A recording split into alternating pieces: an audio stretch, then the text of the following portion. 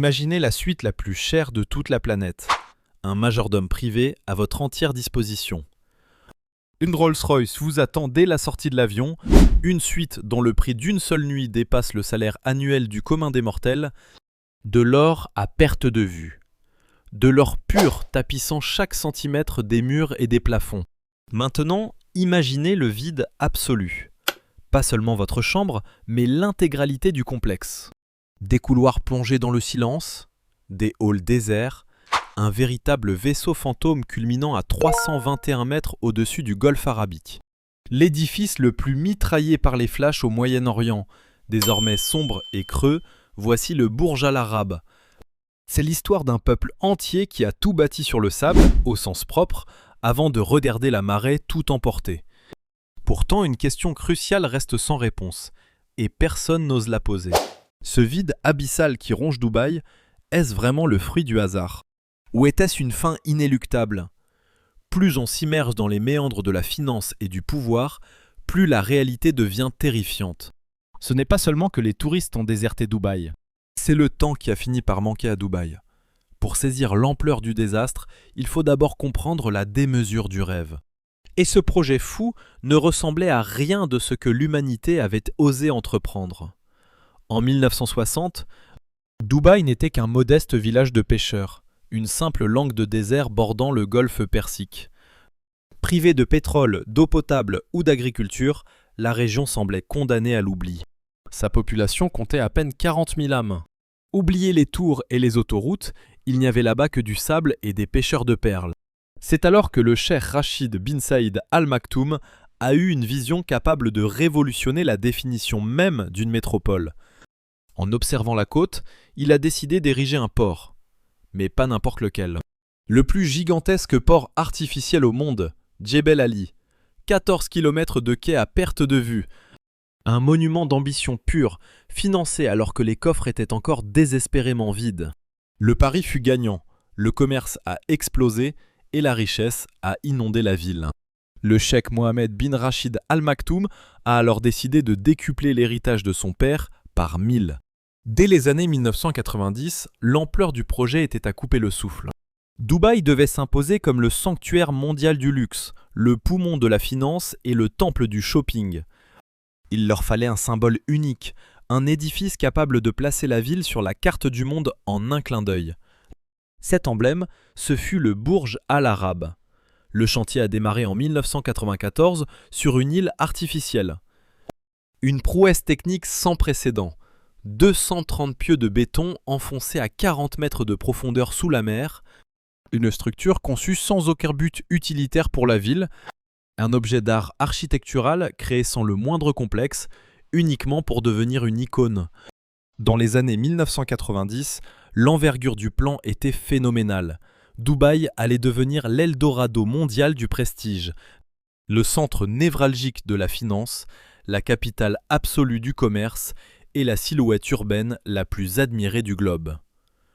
Afin de sceller cette image de marque, ils exigeaient un monument capable de propulser Dubaï sur la scène internationale du jour au lendemain. Ce chef-d'œuvre était le Burj Al Arab, imaginé par l'architecte britannique Tom Wright. Les travaux ont débuté en 1994 sur un îlot artificiel situé à 280 mètres de la plage de Jumeirah. Le génie civil frôlait le miracle. 230 piliers de béton ancrés à 40 mètres au cœur du lit marin. Une structure alvéolaire de roches et de sable arrachée aux profondeurs de l'océan. Tout ce déploiement de force colossale n'avait qu'un seul but, porter cet édifice unique.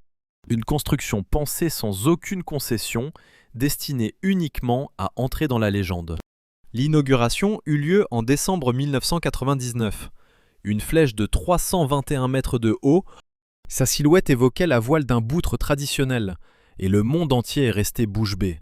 L'aménagement intérieur fut confié à Quan Chu, près de 1790 mètres carrés d'or fin de 24 carats, furent déployés sous forme de feuilles d'or à travers tout l'hôtel, complétés par des tapis tissés main venus d'Irlande et de Chine. Un restaurant gastronomique semblant flotter dans le vide, suspendu à 200 mètres de hauteur.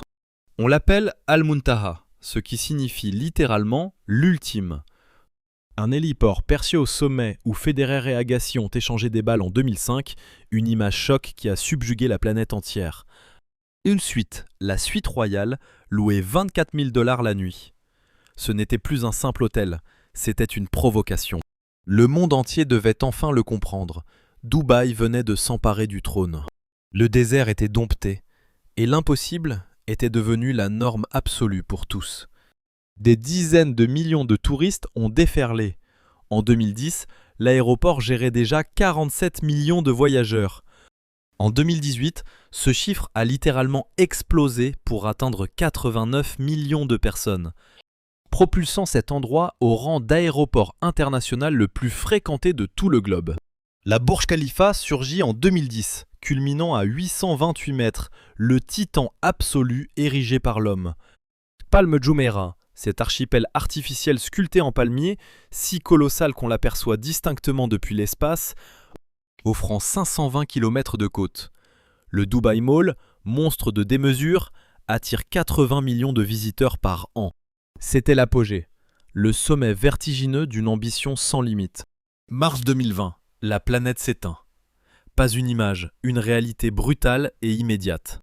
Frontières verrouillées, avions cloués au sol, le voyage s'écroule.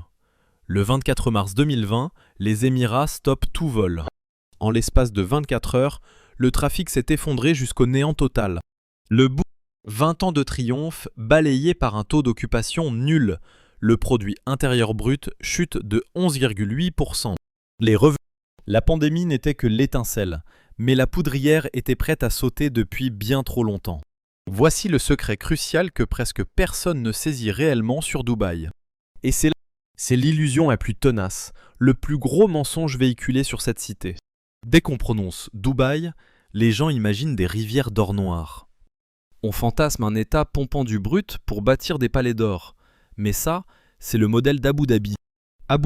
Le pétrole de Dubaï pèse en réalité moins d'1% de sa richesse globale. La métropole survit presque exclusivement grâce au commerce et au tourisme de masse. Dès que cette foi vacille, tout l'édifice menace de s'écrouler. Si les avions s'arrêtent et que les investisseurs doutent, le moteur économique se grippe violemment. Ce mécanisme montrait déjà des signes de fatigue bien avant la crise sanitaire. En 2008, la débâcle financière mondiale a percuté Dubaï tel un train lancé à pleine vitesse. L'immobilier plonge de 60%. Des projets colossaux et des îles entières sont abandonnées en une nuit. Les investisseurs se sont retrouvés avec des titres de propriété pour des ruines inachevées. En 2009, le géant Dubai World entre dans la tourmente. Le pilier derrière Palm Jumeirah annonce son incapacité à rembourser 26 milliards de dollars de dettes. C'est la panique totale sur les marchés financiers du monde entier. Abu Dhabi a dû injecter 10 milliards de dollars en urgence pour éviter le chaos total. Une crise de la dette sans précédent. Pourtant, en 2014, l'euphorie reprenait de plus belle. Les foules sont revenues et la mémoire collective a tout effacé. Les promoteurs, ivres de succès, ont bâti 58 000 chambres d'hôtel entre 2010 et 2019. Mais la vague de visiteurs n'arrivait plus à suivre cette offre démentielle. En 2018, l'occupation chute de 86 à 76%. Ce recul représente des centaines de millions de dollars de pertes sèches chaque année. La cité bâtissait des châteaux de cartes bien plus vite que la demande ne pouvait suivre. Dans le secteur de l'immobilier, les chiffres étaient encore plus terrifiants. Dès 2019, 40 000 logements gisaient désespérément vides. Tours fantômes à la marina, étages déserts en plein centre. Ce n'étaient pas des demeures, mais des purs actifs spéculatifs déguisés sous le marbre et l'or. La rentabilité locative s'est effondrée, dégringolant de 9 à seulement 5%. Le prix de la pierre avait déjà chuté de 30 à 40% depuis son sommet. L'avoué aurait brisé la confiance vitale du système. C'est alors que le Covid a frappé. Le vide a doublé pour atteindre 80 000 propriétés quand les expatriés, l'immense majorité, ont fui. Plus de 300 000 âmes se sont volatilisées en 2020. Quand l'économie sombre, ceux qui ont bâti la cité rentrent simplement chez eux, emportant leur argent avec eux. Voilà l'iceberg.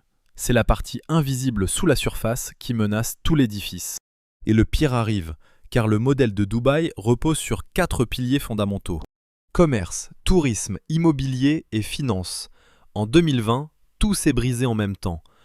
Les flux commerciaux transitant par Jebel Ali ont plongé de 20%. Le tourisme a chuté de 70%, l'immobilier d'un quart et la finance a reculé. Pour la toute première fois, les 4 moteurs du système ont calé au même instant. Le déficit public a alors atteint 4,3% du produit intérieur brut. Pour une cité-État sans pétrole ni bouclier naturel, ce chiffre est purement catastrophique. Il ne s'agit plus d'un simple passage à vide ou d'un réajustement du marché. Pour Dubaï, c'est désormais une question de survie, un défi existentiel pour son futur. Le mirage s'évapore et la réalité brutale finit enfin par s'imposer. Ce vide abyssal et ces halls silencieux ne sont pas dus au Covid. Il a seulement révélé les failles du système. 93% des habitants, ces gens qui font battre le cœur des tours, n'ont aucun lien profond avec la ville. Ils ne cherchent que le luxe et l'exonération fiscale.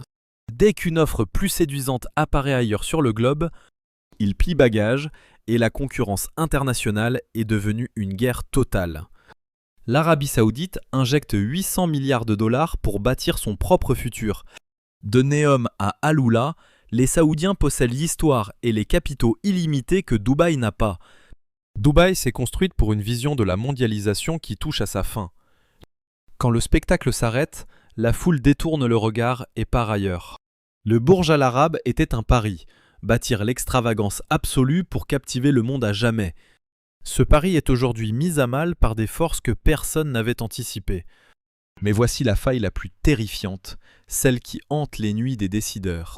En 2030, même si chaque stratégie réussit et que le marché se stabilise, Dubaï fera face à un péril que tout l'or du monde ne pourra frémer. Le dérèglement climatique. On y frôle déjà régulièrement les 45 degrés Celsius. D'ici 2050, les modèles prévoient que certaines zones des Émirats pourraient subir des températures de bulbes humides, ce mélange de chaleur et d'humidité, où le corps humain ne survit plus, rendant toute sortie physiquement impossible. La cité a surgi du sable, sur une côte où l'océan s'élève désormais. La montée des eaux menace directement ces archipels et îles artificielles. Palm Jumeirah, ce prodige de 520 km de côte, affleure à peine l'eau. Dans un monde en plein chaos climatique, chaque centimètre gagné par la mer devient une menace vitale pour une ville littéralement arrachée au flot. L'ironie cruelle, c'est que l'aviation qui a fait la gloire de Dubaï, avec ses 89 millions de passagers annuels, est ce qui cause sa perte. Le destin de la cité dépend d'un équilibre climatique qui lui échappe totalement. 150 cités reliées par Emirates à travers 6 continents pèsent lourdement dans cette course folle aux émissions de carbone, précipitant cette crise climatique qui menace désormais de rayer la cité de la carte. Dubaï a érigé sa puissance sur l'envol des foules, mais ce même ciel condamne aujourd'hui sa terre à l'invivable. Dès lors, quel futur pour le Burj Al Arab ? Dressé fièrement face au golfe arabique, il loue encore sa suite royale 24 000 $ la nuit, brillant de tout son or, accueillant ses invités prestigieux en hélicoptère depuis le tarmac, servant ses thés à 700 $. Dubaï prouve une résilience hors norme. L'après-pandémie a vu la cité renaître plus vite que n'importe quelle autre métropole. En 2022, 14,36 millions de voyageurs y ont séjourné. Un record pulvérisé en 2023, avec 17,15 millions d'âmes. L'immobilier explose, porté par l'arrivée massive des plus grandes fortunes mondiales. Attirés par une fiscalité de rêve et une neutralité politique totale, les prix ont même dépassé les sommets historiques de 2009. Cette force de caractère est indéniable. Le gouvernement du Cheikh Mohammed a réagi. Réformes, visa d'or, longue durée. Pour les génies et les investisseurs, le divertissement s'ouvre enfin aux jeunes globetrotters. Mais rebondir n'est pas guérir. Se relever d'un choc ne garantit en rien l'immunité face au prochain. Les failles structurelles demeurent béantes. Masse d'expatriés à 90%, rivalité saoudienne, bulle spéculative. La question est vitale. À quoi sert Dubaï si son monde a changé ? Le Burj Al Arab fut le défi ultime, la preuve que l'impossible existe. Durant 2 décennies, cette icône dorée a crié sa victoire au monde entier. Mais surgit un nouveau dilemme, bien plus cruel. Une énigme que chaque cité bâtie sur le paraître et l'argent doit résoudre. Que reste-t-il quand le monde cesse enfin de croire en votre mirage? Pas par erreur de parcours, ni par manque de luxe ou de démesure, mais parce que la Terre elle-même a basculé. Car les piliers de votre succès, croissance infinie, flux de capitaux éternels, mondialisation sans limite et climat stable, se sont évaporés. Plus personne n'ose y croire. Dubaï n'est pas morte, soyons extrêmement clairs là-dessus. Dubaï n'a pas dit son dernier mot, mais elle affronte un carrefour historique, le plus périlleux depuis son origine. Ce dilemme qui tourmente les élites de la cité, dans le secret des bureaux de planification et des conseils stratégiques, est précisément celui que je vous soumets aujourd'hui. Une cité bâtie uniquement sur le spectaculaire peut-elle survivre? Dans une ère qui commence à rejeter violemment le spectacle, ce sanctuaire peut-il tenir quand l'étranger préfère désormais rester chez lui? Une île artificielle peut-elle porter ce voilier d'acier un siècle de plus, face à l'océan qui monte et la chaleur qui tue? Et vous, quel est votre verdict? Car l'enjeu dépasse largement le simple cas de Dubaï. C'est le sort de toute nation ayant tout misé sur une promesse d'avenir. Cet avenir semble déjà fuir Hong Kong, Singapour ou Las Vegas. Ces cités bâties uniquement sur le fantasme d'être l'ultime destination, elles répondaient à un besoin mondial précis à un instant clé. Mais que faire quand la donne change? Répondez-moi en commentaire. Pensez-vous que Dubaï puisse encore une fois se métamorphoser totalement? Ou ont-ils créé un monstre trop grand, trop clinquant et dépendant? Il s'accroche à un monde qui a déjà cessé d'exister.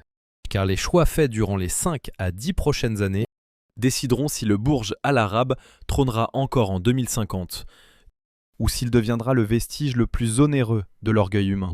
Si ce décryptage bouscule votre vision de Dubaï ou de l'urbanisme, sur ces mirages du désert soi-disant permanents, alors abonnez-vous. Cliquez sur la cloche, on brise les tabous des médias financiers.